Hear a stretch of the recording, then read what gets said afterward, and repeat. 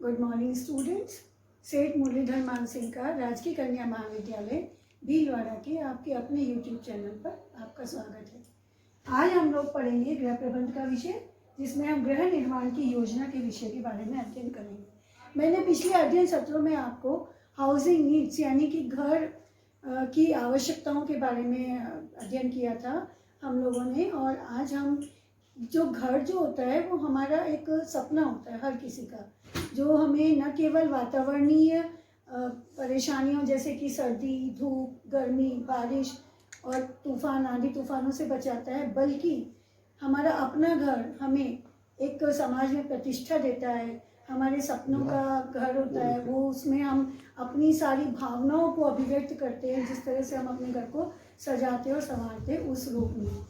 तो गृह निर्माण, जब भी हम घर बनाने जाते हैं तो हम उसको, घर को बनाने से पहले उसकी एक योजना बनाते हैं, प्लानिंग बनाते हैं।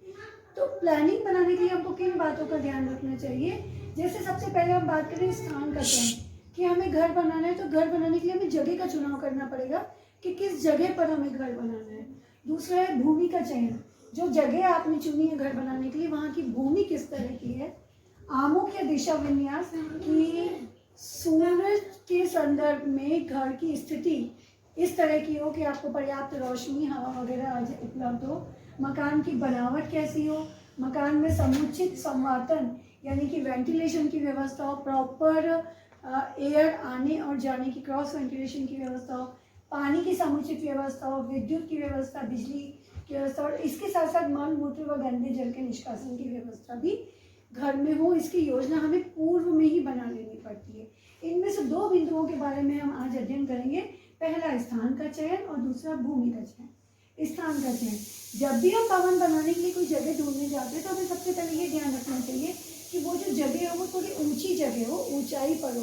उससे क्या फ़ायदा होगा? दो फायदे होंगे। एक तो क्या होगा कि जो भी बारिश का पानी होगा वो बहकर निकल जाएगा और आपके घर में इकट्ठा नहीं होगा, एकत्रित नहीं होगा। दूसरा, ऊंचाई पर होने के कारण आसपास से होने वाली आपकी सनलाइट और आपकी हवा वगैरह सब आपको पर्याप्त मात्रा में प्राप्त होती रहेगी। दूसरा बिंदु जो आपको ध्यान रखना है वो पर्याप्त मात्रा में स्वच्छ वायु और प्रकाश।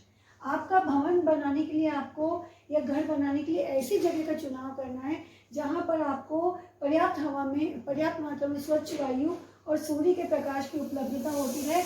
यानी कि आसपास का क्षेत्र खुला होना चाहिए।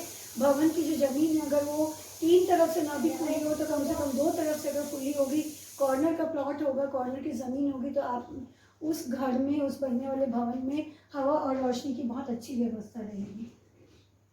जो ज़मीन आप चुनने के लिए जा रहे हैं वहाँ पर आसपास में बहुमंजिली इमारतें या बहुत ज़्यादा ऊंचे पेड़ और वृक्ष वगैरह नहीं हो। क्यों? क्योंकि ये जो ऊंची ऊंची इमारतें होती हैं, बहुत ऊंचे ऊंचे पेड़ पौधे होते हैं, ये क्या करते हैं, आसपास से आने वाली सनलाइट और हवा को रोक देते हैं और घर में आपकी लाइट और रोशनी की व्यवस्था कम हो पाती है। तो हमें ये ध्यान रखना है कि जो ज़मीन हमने उसके आसपास बहुत ज़्यादा बड़ी बड़ी इमारतें नहीं हो और बहुत ऊंचे वृक्ष भी नहीं हो। इसीलिए मैंने इस पॉइंट के आगे क्रॉस कर दिया है। इसी प्रकार से आपकी ज़मीन जो है वो बरसाती पानी के बहाव में नहीं है। बरसाती पानी के बहाव से मतलब है कि कई बार क्या होता है कि जो ज़मीन बेचने वाले होते हैं, ब्रोकर्स होते हैं, वो आपको एक किसी तालाब के पेटे में बनी हुई ज़मीन, नदी के पेटे की ज़मीन जो है उसको प्लॉट के रूप में काट कर आपको बेच देते हैं और आप घर भी बना लेते हैं बहुत सुंदर सा। घर बनने के बाद जब पहली बारिश होती है तो बारिश का सारा पानी रहकर आपके घर में इकट्ठा होता रहता है। तो आपको ये विशेष रूप से ध्यान रखना है कि वो जो ज़मीन है वो बरसाती पानी के बहाव के क्षेत्र में नहीं आती हो। इसी प्रकार से ज़मीन जो है वो, ज़मीन के आसपास बहुत गहरे गड्ढे, तालाब, गंदे नाले, कसाई खाना, पशुशाला, पशु चर्म शोधनशाला या फैक्ट्री वगैरह आसपास नहीं हो। क्यों नहीं हो? गड्ढे, तालाब और गंदे नाले अगर होंगे आसपास तो उनकी गंदगी, वहाँ पर मक्खी, मच्छर, कीड़े मकोड़े पनपेंगे और वो गंदगी जो है वो वहाँ के वातावरण को दूषित कर देगी और आपका घर में दूषित हवा आएगी। इसी प्रकार आप पास में अगर कसाई खाना, चर्म शोधनशाला, पशुशाला या फैक्ट्री होगी तो वहाँ जो भी कुछ कार्यकलाप किए जाएंगे उनसे जो गंदगी और वेस्ट मटेरियल निकलेंगे वो आसपास के वातावरण को प्रदूषित कर देंगे और आपके घर के आसपास का पर्यावरण प्रदूषित हो जाएगा। अत्यधिक शोरगुल और भीड़ भाड़ से दूर है। घर जो आप बनाएं, अगर आप बीच बाजार में बना लेते हैं या कहीं ऐसी जगह बना लेते हैं जब पास में कोई कम्युनिटी हॉल है या शादी विवाह के बैंक्वेट हॉल्स वगैरह हैं, तो वहाँ से आपको दिन प्रतिदिन फंक्शंस की आवाज़ आती रहेगी। मार्केट में अगर आप घर, मेन मार्केट में अगर आप घर बनाएंगे या ज़मीन लेंगे तो मार्केट में आप जानते हैं आए दिन आने जाने वाले व्हीकल्स की न केवल आवाज़ें बल्कि उनका जो गैस और धुआं है वो भी आपके वातावरण को प्रदूषित करता रहेगा और आप बहुत शांति से वहाँ नहीं रह पाएंगे।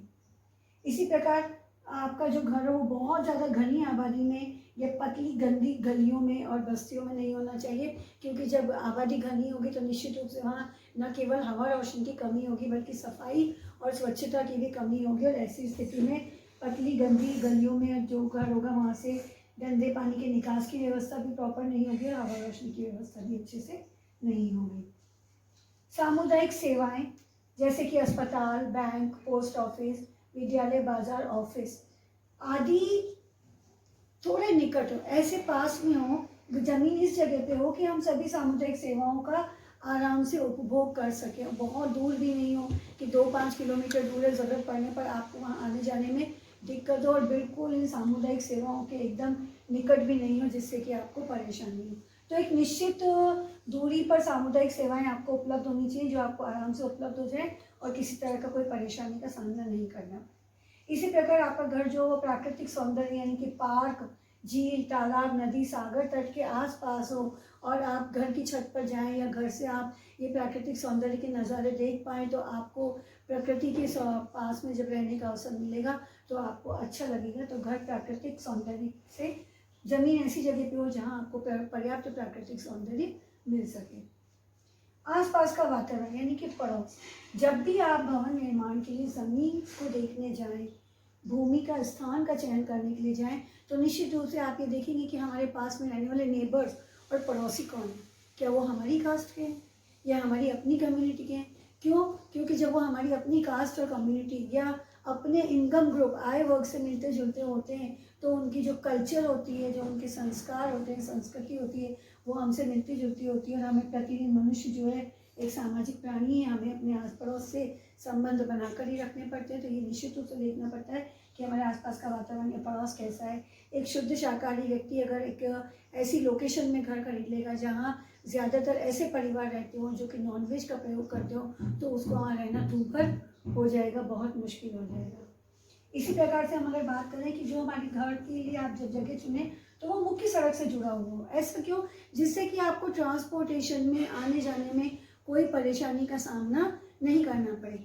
मेन रोड पर भी नहीं होना चाहिए कि मेन मार्केट वाली रोड पे घर है तो सारा दिन आपको आने जाने वाले लोगों से, गाड़ियों से डिस्टर्बेंस होता रहे, और बहुत मेन रोड से बहुत ज़्यादा अंदर भी नहीं होना चाहिए कि ज़रूरत पड़ने पर आपको पब्लिक कन्वेंस उपलब्ध नहीं हो पाए।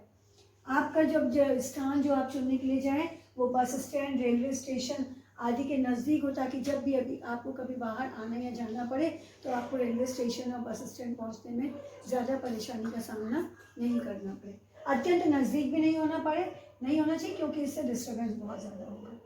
अब आपने स्थान का चयन कर लिया कि आपको उस लोकेशन में घर बनाना है या ज़मीन खरीदनी है, लेकिन जब आप स्थान का चयन करने के बाद आपकी नेक्स्ट स्टेप आती है ज़मीन या भूमि का चयन, कि भूमि किस तरह की हो कि उस पर बनने वाला मकान सुदृढ़ बने और स्थायी बने, यानी कि जल्दी टूटे नहीं, जल्दी खराब नहीं हो और वो स्थिर रहे।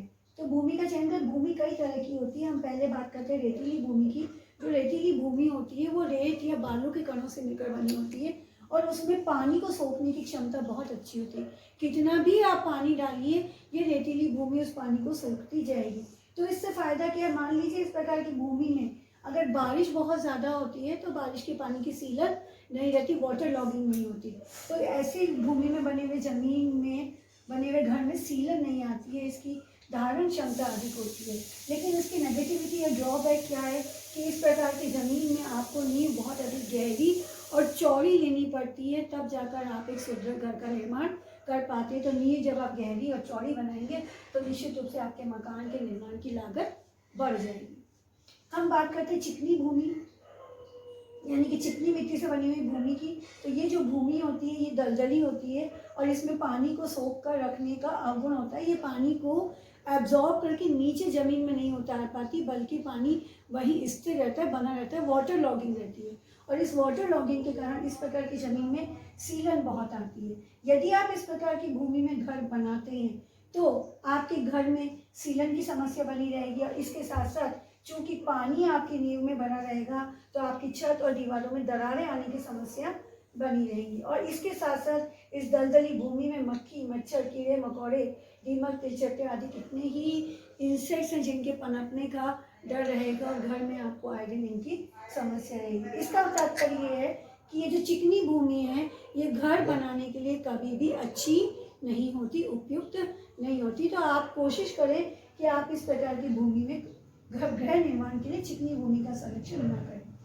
फिर भी किसी कारण से स्थान को देखते हुए अगर आपको चिकनी भूमि में ही घर बनाना पड़े तो आप क्या कर सकते हैं, बहुत गहरी और चौड़ी नींव खोदें, और उस नींव को खोदने के बाद उसमें से पानी निकालें, और उस नींव को आप कंक्रीट, बालू, सीमेंट और छोटे छोटे पत्थरों से भर दें, जिससे पानी के सोखने की क्षमता थोड़ी बढ़ जाए। और इसके साथ साथ पानी सोखने वाले जल से यौगिक चूना, कैल्शियम वगैरह को आप इस ज़मीन में, मिट्टी में डाल दें, तो इसकी जो चिकनी भूमि की वाटर लॉगिंग की जो प्रॉब्लम है वो सॉर्ट आउट हो जाएगी, वो दूर हो जाएगी। हम बात करते हैं कंकरीली और पथरीली भूमि की। कंकरीली और पथरीली भूमि जो होती है वो भवन निर्माण के लिए इन रेतीली और चिकनी भूमि के मुकाबले अधिक उपयुक्त रहती है, क्योंकि इसमें ना तो पानी बहुत ज़्यादा गहराई या नीचे तक जाता है, बहुत ज़्यादा पानी सोखती है, और ना ही ये भूमि में वाटर लॉगिंग की समस्या होती है, तो इस कारण इसमें सीलन नहीं आती। किंतु कुछ नीचे जाने पर इसमें आपको चट्टानें मिल सकती हैं, और उन चट्टानों में अगर दरारें हो तो आपको ये ध्यान रखना है कि जब आप कंकरीली और पथरीली भूमि का चयन करें और नींव खोदते समय नीचे चट्टान आ जाए तो चट्टानों की दीवारों को आपको सीमेंट, कंक्रीट के छोटे छोटे पत्थरों से भरना है, और नींव थोड़ी चौड़ी खोदनी है, जिससे क्या होगा कि इन दरारों में पानी इकट्ठा नहीं होगा, और ये आपके घर को नुकसान नहीं करेगी, नींव को कोई नुकसान नहीं पहुंचेगा। इस प्रकार की भूमि में बनाए गए जो मकान होते हैं वो दिन में थोड़े गर्म रहते हैं, और इसके साथ साथ क्योंकि भूमि चट्टानी है तो ऐसे घरों में आप घरेलू बागवानी या पेड़ पौधे अगर आप लगाना चाहते हैं तो वो आप बहुत अच्छे से नहीं कर सकते, ये इसका एक ड्रॉबैक है।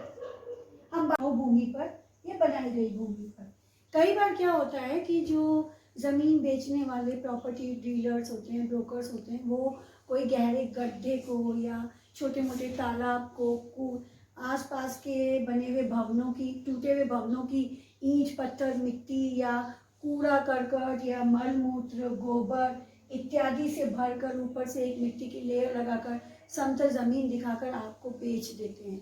इस प्रकार की भूमि की समस्या क्या रहती है, क्योंकि ये जो गड्ढे हैं और ये जो तालाबी की ज़मीन है ये कूड़ा करकट और गोबर गंदगी से भरी गई है, तो इस गंदगी से विषैली गैस निकलती है, और ये विषैली गैस वहाँ रहने वाले लोग, वहाँ के वातावरण को दूषित करती है और रहने वाले लोगों के स्वास्थ्य पर विपरीत प्रभाव छोड़ती है। तो भूल कर भी आपको इस प्रकार की भराऊ भूमि का चयन घर बनाने के लिए नहीं करना है। फिर भी अगर इस प्रकार की भूमि में घर बनाया जाए तो ये कहा जाता है कि इस प्रकार की भूमि को मिट्टी वगैरह से भरकर कई वर्षों तक छोड़ दिया जाता है, जिससे कि ये सारी गंदगी डिकम्पोज हो जाए, सड़ जाए और सारी जहरीली गैसें निकल जाए, उसके बाद आप इसमें घर बना सकते हैं, लेकिन ये उपयुक्त नहीं है। चूने व मैग्नीशियम युक्त भूमि। चूने व मैग्नीशियम युक्त भूमि जो होती है वो गृह निर्माण के लिए उपयुक्त होती है, क्योंकि चूना और मैग्नीशियम दोनों ही ज़मीन में पानी सोखने की क्षमता को बढ़ा देता है, घर में सीलन नहीं आती है, और इस तरह की बनी हुई भूमि पर मकान मजबूत एवं सुदृढ़ बनता है। अभी जो हमने बात करी स्थान की और भूमि के चयन, इन सबका अगर हम सारांश देखें तो जब हमें ज़मीन, स्थान की मैं बात करूँ तो स्थान जो है वो ऊंची जगह पर हो, वहाँ ढलाव की तरफ हो, बरसाती पानी का बहाव में नहीं हो, और आसपास शोरगुल, गड्ढे, तालाब, गंदे नाले वगैरह नहीं हो, और ज़मीन जो हो वो ढलवा ज़मीन हो ताकि बारिश का पानी बहकर निकल जाए। समतल भूमि अगर है तो आपको ये ध्यान रखना चाहिए कि उसमें जल स्तर 5 से 7 फीट नीचे हो, और सबसे ऊपर सर्वाधिक उपयुक्त ज़मीन वो होती है जिसमें सबसे ऊपर 1 मीटर नरम मिट्टी होती है और उसके नीचे कंकरीली ज़मीन होती है। इस प्रकार की मिट्टी में आराम से आप नींव खोद सकते हैं, और बना हुआ घर जो होता है वो बहुत ही मजबूत होता है, सुदृढ़ होता है। मुझे आशा है कि आपको ये दोनों पॉइंट अच्छे से समझ में आ गए होंगे। अगले अध्ययन सत्र में हम शेष बचे हुए पॉइंट्स के बारे में बिंदुवार चर्चा करेंगे। धन्यवाद।